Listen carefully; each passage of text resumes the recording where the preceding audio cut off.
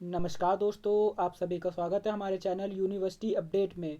तो दोस्तों, आज हम हिंदी का प्रैक्टिस सेट करेंगे, जिसमें आज हम 25 क्वेश्चंस की प्रैक्टिस करेंगे। तो दोस्तों, 25 में जितना आपका स्कोर बनता है नीचे कमेंट बॉक्स में ज़रूर बताइए। तो चलिए स्टार्ट करते हैं आज की वीडियो। तो हमारा क्वेश्चन दिया गया है, पढ़नी के किस ग्रंथ के द्वारा भाषा को एक रूपता देने का प्रयास किया।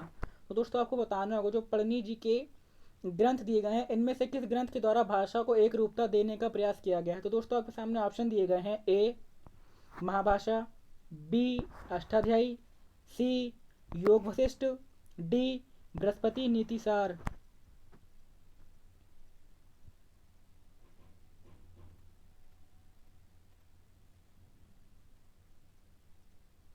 तो दोस्तों, इसका जो राइट आंसर हो जाएगा ऑप्शन बी, यानी कि अष्टाध्यायी। यानी कि पढ़नी जी के अष्टाध्यायी ग्रंथ के द्वारा भाषा को एक रूपता प्रदान करने का प्रयास किया गया है।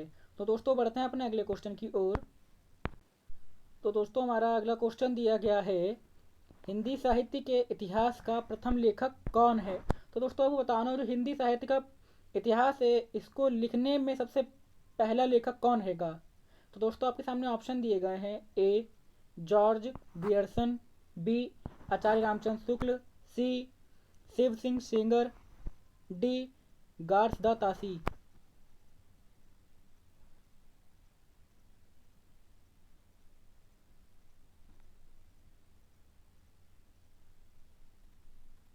तो दोस्तों, इसका राइट आंसर हो जाएगा ऑप्शन डी, यानी कि गार्स द तासी ने हिंदी साहित्य के इतिहास का प्रथम लेखक, यानी कि इन्होंने ही हिंदी साहित्य का इतिहास लिखा है। तो दोस्तों, बढ़ते हैं अपने अगले क्वेश्चन की ओर। तो दोस्तों, हमारा अगला क्वेश्चन दिया गया है, आदिकालीन साहित्य में वीर रस की रचनाओं में किस भाषा का प्रयोग किया गया। तो दोस्तों, बताना होगा जो आदिकाल में साहित्य में जो वीर रस की रचनाएं थी, उसमें किस भाषा का प्रयोग किया गया था। तो दोस्तों, आपके सामने ऑप्शन दिए गए हैं। ए पिंगल, बी बुंदेली, सी डिंगल और डी प्राकृत।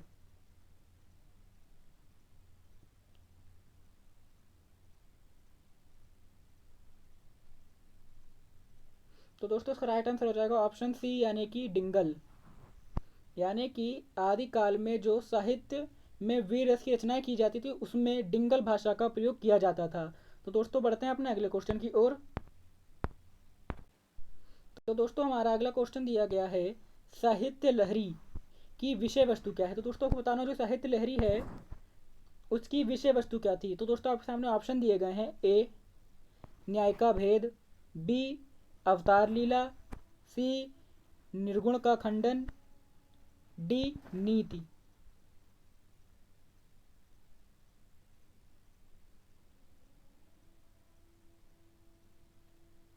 तो दोस्तों, इसका राइट आंसर हो जाएगा ऑप्शन ए, यानी कि न्याय का भेद। साहित्य लहरी की विषय वस्तु न्याय का भेद है। बढ़ते हैं अपने अगले क्वेश्चन की ओर।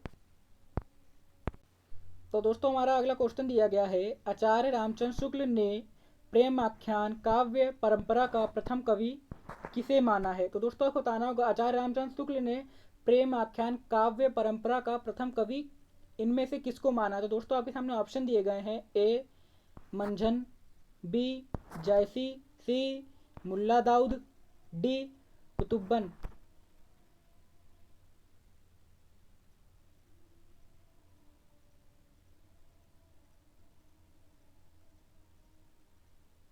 तो दोस्तों, इसका राइट आंसर हो जाएगा ऑप्शन डी, यानी कि कुतुब्बन। आचार्य राम शुक्ल ने प्रेम आख्यान परंपरा का प्रथम कवि कुतुब्बन को माना है। तो दोस्तों, बढ़ते हैं अपने अगले क्वेश्चन की ओर। तो दोस्तों, हमारा अगला क्वेश्चन दिया गया है, जे हाल मिसकी मकुन तगफुल दुराय नैन बनाए बातिया। तो दोस्तों, आपको बताना होगा ये पंक्तियां हैं किनके द्वारा बोली गई हैं। तो दोस्तों, आपके सामने ऑप्शन दिए गए हैं। ए अमीर खुसरो, बी मुल्ला दाऊद, सी चंद बरदाई, डी रसलीन। तो दोस्तों, आपके सामने पंक्तियां दी गई हैं। जे हाल मिसकी मकुन तगा फुल दुराए नैन बनाए बाती। ये आपको बताना होगा किसकी पंक्तियां हैं।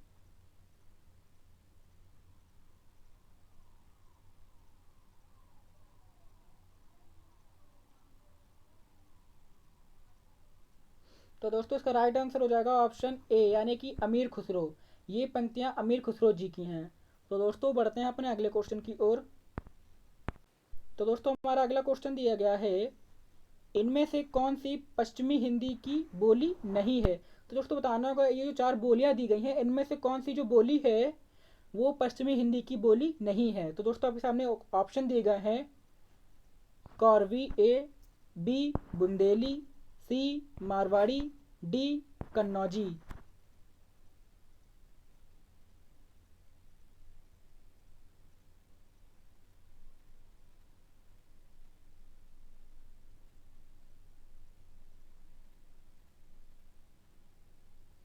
तो दोस्तों इसका राइट आंसर हो जाएगा ऑप्शन सी यानी कि मारवाड़ी।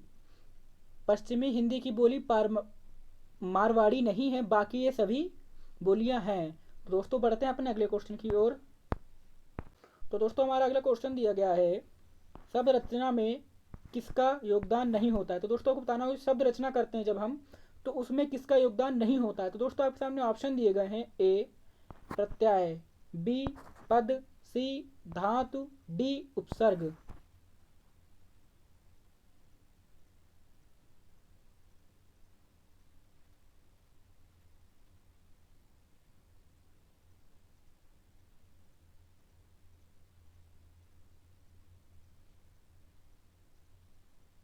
तो दोस्तों इसका राइट आंसर हो जाएगा ऑप्शन बी यानी कि पद। शब्द रचना में बाकी सभी का प्रयोग किया जाता है, यानी कि इनका सभी का योगदान होता है, परंतु जो पद होता है इसका कोई योगदान नहीं होता है। तो दोस्तों बढ़ते हैं अपने अगले क्वेश्चन की ओर। तो दोस्तों हमारा अगला क्वेश्चन दिया गया है, निम्नलिखित में से किस शब्द में रूप साधक प्रत्यय है। तो दोस्तों आपको बताना होगा, जो चार शब्द दिए गए हैं इनमें से किस शब्द के अंदर साधक प्रत्यय दिया गया है। तो दोस्तों आपके सामने ऑप्शन दिए गए हैं, ए बचपन, बी लड़के, सी मातृत्व, डी एकता।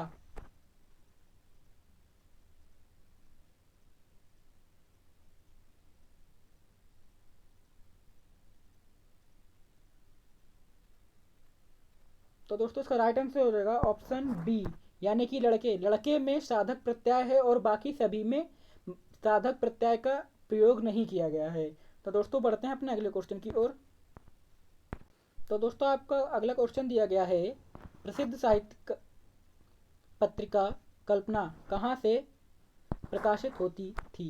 तो दोस्तों को बताना होगा, जो प्रसिद्ध साहित्यिक पत्रिका है जिसका नाम कल्पना है, वो पत्रिका कहाँ से प्रकाशित होती थी। तो दोस्तों आपके सामने ऑप्शन दिए गए हैं, ए कोलकाता, बी त्रिवेंद्रम, सी मुंबई, डी हैदराबाद।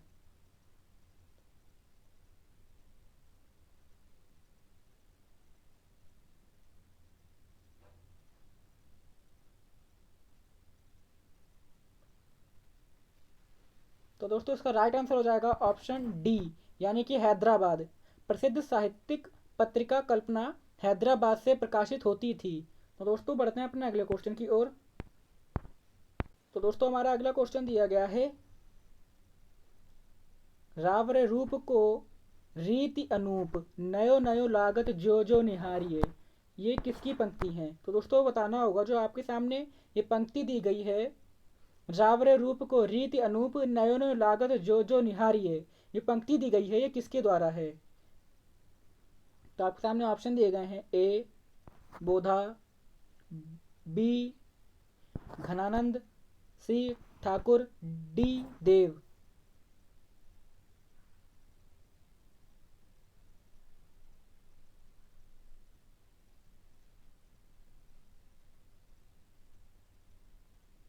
तो दोस्तों इसका राइट आंसर हो जाएगा ऑप्शन बी घनानंद, यानी कि जो पंक्तियां दी गई हैं घनानंद जी के द्वारा हैं। तो आपकी पंक्ति दी गई है, रावरे रूप को रीति अनूप नयो नयो लागत जो जो निहारिये, ये पंक्ति घनानंद जी की हैं। तो दोस्तों बढ़ते हैं अपने अगले क्वेश्चन की ओर। तो दोस्तों हमारा अगला क्वेश्चन दिया गया है, केशव कही ना जाय का कहिए, देखत तब रचना विचित्र अति समुझी मन मना ही मन रही। दोस्तों आपको बताना होगा, जो पंक्तियां हैं ये किनके द्वारा रचित हैं, यानी कि किनकी पंक्तियां हैं। दोस्तों आपके सामने ऑप्शन दिए गए हैं, ए केशवदास, बी तुलसीदास, सी सूरदास, डी नंददास। तो दोस्तों आपकी पंक्तियां दी गई हैं, केशव कही ना जाय के कहिए, देखत तब रचना विचित्र अति, समुझी मना ही मन रहित नहीं रहिए। तो दोस्तों ये पंक्तियां हैं किनके द्वारा बोली गई हैं?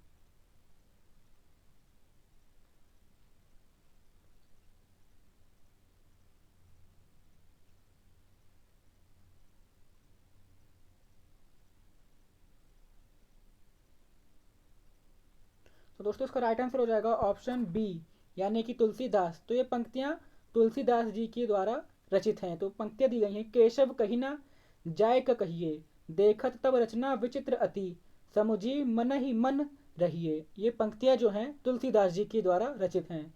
दोस्तों बढ़ते हैं अपने अगले क्वेश्चन की ओर।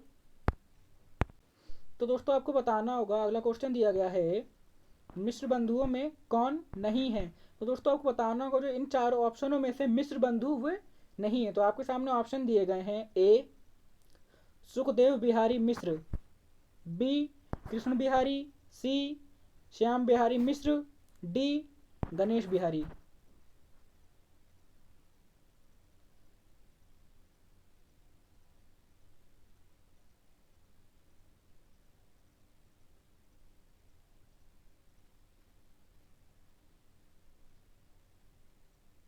तो दोस्तों इसका राइट आंसर हो जाएगा कृष्ण बिहारी, ऑप्शन बी, यानी कि मिश्र बंधुओं में कृष्ण बिहारी जी नहीं है और बाकी ये सभी हैं।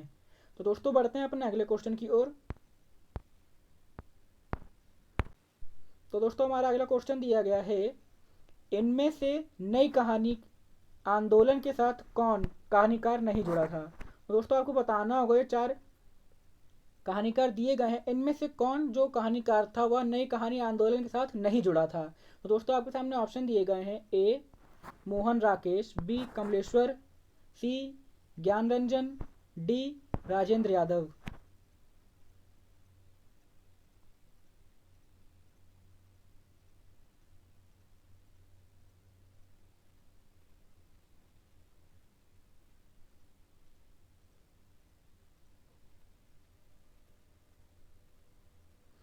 तो दोस्तों इसका राइट आंसर हो जाएगा ऑप्शन सी, यानी कि ज्ञान रंजन जी कहानी नई कहानी आंदोलन के साथ नहीं जुड़े थे। बाकी ये सभी कवि नहीं कहानीकार ये नई कहानी आंदोलन के साथ जुड़े हुए थे। तो दोस्तों बढ़ते हैं अपने अगले क्वेश्चन की ओर।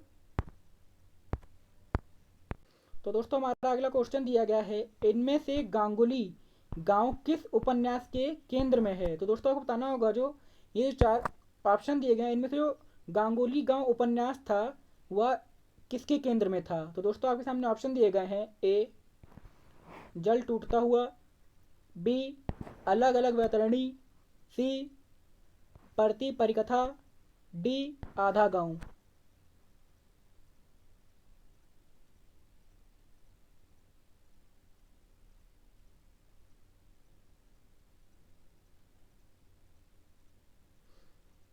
तो दोस्तों इसका राइट आंसर हो जाएगा ऑप्शन डी आधा गांव, यानी कि जो गंगोली गांव आधा गांव उपन्यास के केंद्र में है। तो दोस्तों बढ़ते हैं अपने अगले क्वेश्चन की ओर। तो दोस्तों हमारा अगला क्वेश्चन दिया गया है, कोर्ट मार्शल नाटक समाज की किस समस्या पर आधारित है? तो दोस्तों बताना होगा, जो कोर्ट मार्शल नाटक है वह समाज की किस समस्या पर दिया गया है? तो आपके सामने ऑप्शन दिए गए हैं, ए जातिवाद, बी नारी शोषण, सी युद्ध की समस्या, डी सांप्रदायिकता।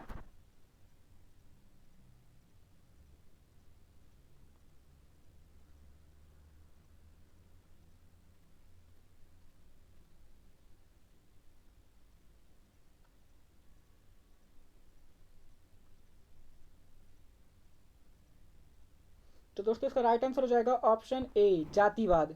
कोर्ट मार्शल नाटक जो है उसमें समाज की जातिवाद समस्या को आधारित माना है। तो दोस्तों बढ़ते हैं अपने अगले क्वेश्चन की ओर। तो दोस्तों आपका अगला क्वेश्चन दिया गया है, विजय देव नारायण शाही की कविताएं किस सप्तक में संग्रहित हैं? दोस्तों बताना होगा, जो विजय देव नारायण शाही की जो कविताएं हैं इनमें से किस सप्तक के अंदर संग्रहित की गई हैं? तो आपके सामने ऑप्शन दिए गए हैं, ए तीसरा सप्तक, बी चौथा सप्तक, सी तार सप्तक, डी दूसरा सप्तक।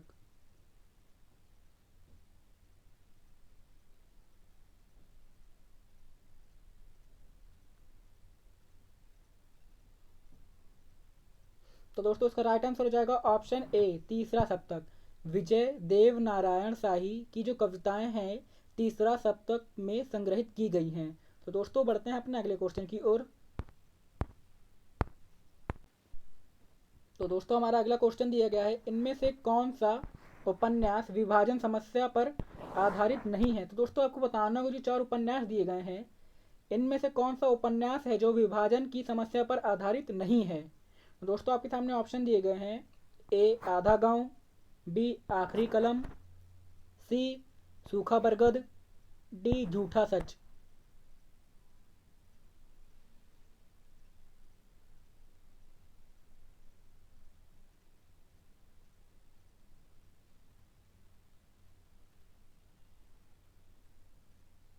तो दोस्तों इसका राइट आंसर हो जाएगा ऑप्शन बी यानी कि आखिरी कलम। यह उपन्यास विभाजन समस्या पर आधारित नहीं है। बाकी जो सभी उपन्यास दिए गए हैं ये सभी विभाजन समस्या पर आधारित हैं। तो दोस्तों बढ़ते हैं अपने अगले क्वेश्चन की ओर। तो दोस्तों हमारा अगला क्वेश्चन दिया गया है, छायावाद का पतन किसका ग्रंथ है। तो दोस्तों बताना और छायावाद का पतन हैगा ये जो ग्रंथ हैगा किनके द्वारा रचित है। तो आपके सामने ऑप्शन दिए गए हैं, ए नामवर सिंह, बी विजय देव नारायण, सी डॉक्टर देवराज, डी देवराज उपाध्याय।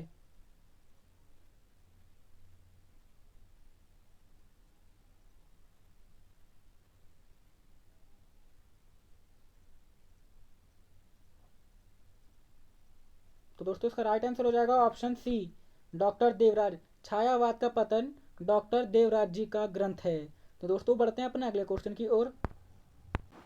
तो दोस्तों हमारा अगला क्वेश्चन दिया गया है, ठेले पर हिमालय किसकी रचना है। तो दोस्तों आपको बताना होगा जो ठेले पर हिमालय रचना है वह किसकी है। तो आपके सामने ऑप्शन दिए गए हैं, ए धर्मवीर भारती, बी आज्ञ, सी निर्मल वर्मा, डी शरद जोशी।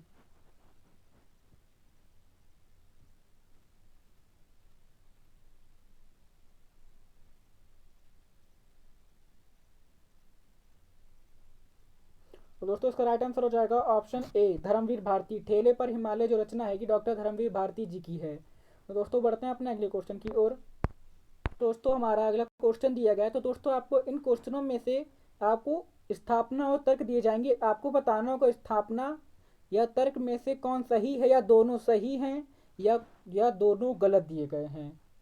तो दोस्तों आपको स्थापना दिया गया है, जैसे वीर कर्म से पृथक वीरता कोई पदार्थ नहीं वैसे ही सुंदर वस्तु से पृथक सौंदर्य कोई पदार्थ नहीं। तो तर्क दिया गया है, सौंदर्य मनोगत नहीं होता वस्तुगत होता है। तो दोस्तों आपके सामने ऑप्शन दिए गए हैं, ए सही आर गलत, बी ए आर दोनों गलत, सी ए आर दोनों सही, डी ए गलत आर सही। तो दोस्तों आपको बताना होगा जो स्थापना दी गई है, जैसे वीर कर्म से पृथक वीरता कोई पदार्थ नहीं वैसे ही सुंदर वस्तु से पृथक सौंदर्य कोई पदार्थ नहीं। तो तर्क दिया गया इसका, सौंदर्य मनोगत नहीं होता वस्तुगत होता है। तो दोस्तों बताना होगा इन दोनों में से इन चारों ऑप्शनों में से कौन सा ऑप्शन सही होगा।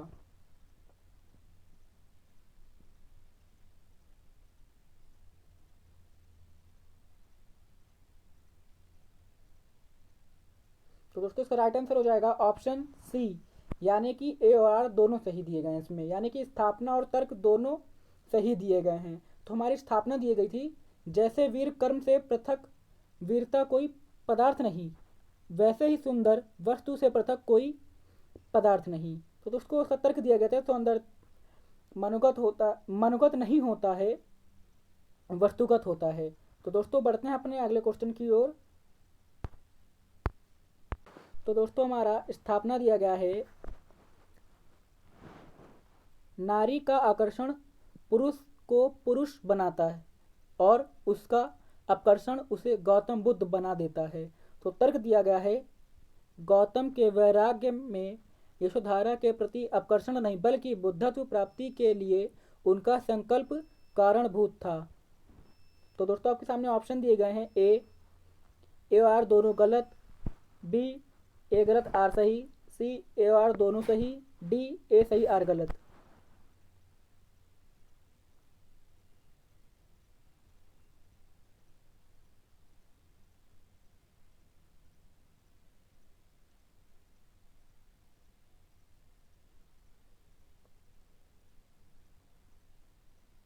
तो दोस्तों इसका राइट आंसर हो जाएगा ऑप्शन डी, यानी कि ए सही आर गलत। यानी कि दोस्तों इसमें जो स्थापना दिया गया है वो सही हो जाएगा, परंतु जो इसका तर्क दिया गया यानी कि आर वो गलत हो जाएगा। हमारा स्थापना यानी कि तर्क वो स्थापना दी गई थी, नारी का आकर्षण पुरुष को पुरुष बनाता है और उसका आकर्षण उसे गौतम बुद्ध बना देता है। तो दोस्तों ये सही हो जाएगा, परंतु जो तर्क दिया गया है गौतम के वैराग्य में धारा के प्रति आकर्षण नहीं बल्कि बुद्धत्व प्राप्ति के लिए उनका संकल्प कारणभूत था। तो दोस्तों ये तर्क दिया गया है ये तर्क गलत हो जाएगा। तो दोस्तों बढ़ते हैं अपने अगले क्वेश्चन की ओर। तो दोस्तों हमारा अगला क्वेश्चन दिया गया है, स्थापना भक्ति और प्रेम दोनों में समर्थन समर्थन का तत्व समान है। तो तर्क दिया गया भक्ति और प्रेम स्व के परित्याग से संभव है। तो दोस्तों आपको बताना होगा इन चारों ऑप्शनों में से कौन ऑप्शन सही हो जाएगा। तो आपके सामने ऑप्शन दिए गए हैं, ए और आर दोनों सही नहीं, ए गलत आर सही, बी ए आर दोनों गलत, सी ए सही आर गलत, डी ए आर दोनों सही।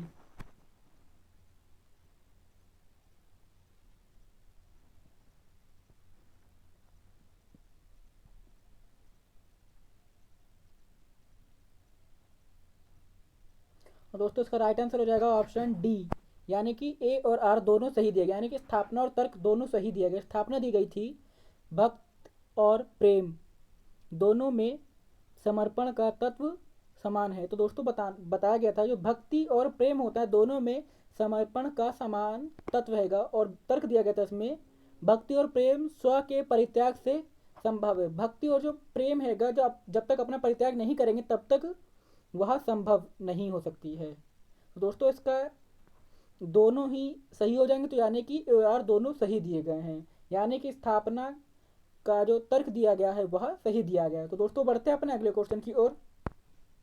तो दोस्तों हमारा अगला क्वेश्चन दिया गया है, स्थापना रहीमन पानी राखिए बिन पानी सब सून, पानी गए न उबरे मोती मानुष चून। तो तर्क दिया गया है धन बल और सत्ता बल के आगे पानीदार मनुष्य भी असमर्थ और निर्ही है। तो आपके सामने ऑप्शन दिए गए हैं, ए आर ए सही आर गलत, बी ए आर दोनों सही, सी ए गलत आर सही, और डी दिया गया है ए आर दोनों गलत। तो दोस्तों बताना होगा जो स्थापना दिया गया उसके तर्क दिया गया है क्या वह सही दिया गया है कि नहीं।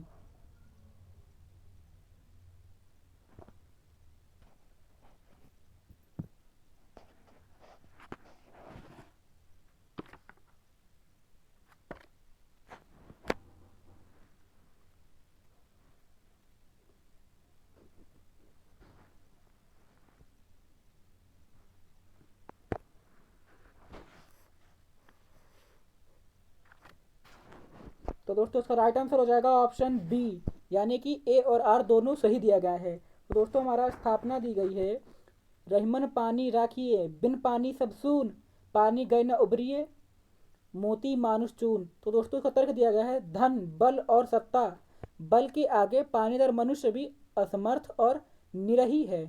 तो दोस्तों बढ़ते हैं अपने अगले क्वेश्चन की ओर। तो हमारा अगला क्वेश्चन दिया गया है, स्थापना दी गई है काव्य में भाव पक्ष और कला पक्ष दोनों संपृक्त हैं, और तर्क दिया गया है रचना में भाषा और संवेदना परस्पर आश्रित हैं। तो दोस्तों आपके सामने ऑप्शन दिए गए हैं, ए आर दोनों गलत, बी ए आर दोनों सही, सी ए गलत आर सही, डी ए सही आर गलत।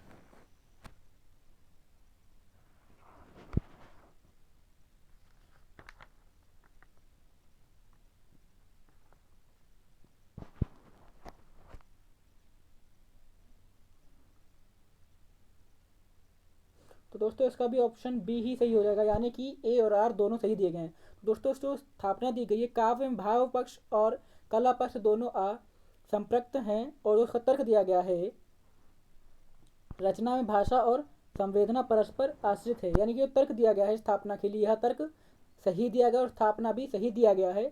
तो इस प्रकार यह दोनों ही सही हो जाएंगे। तो इस जिससे इसका आंसर ऑप्शन बी, ए और आर दोनों सही है, ये सही हो जाएगा। तो दोस्तों यहीं पर हमारे 25 क्वेश्चन पूरे होते हैं। जितना आपका 25 में स्कोर बनता है नीचे कमेंट बॉक्स में ज़रूर बताइए। धन्यवाद, मिलते हैं अगली वीडियो में।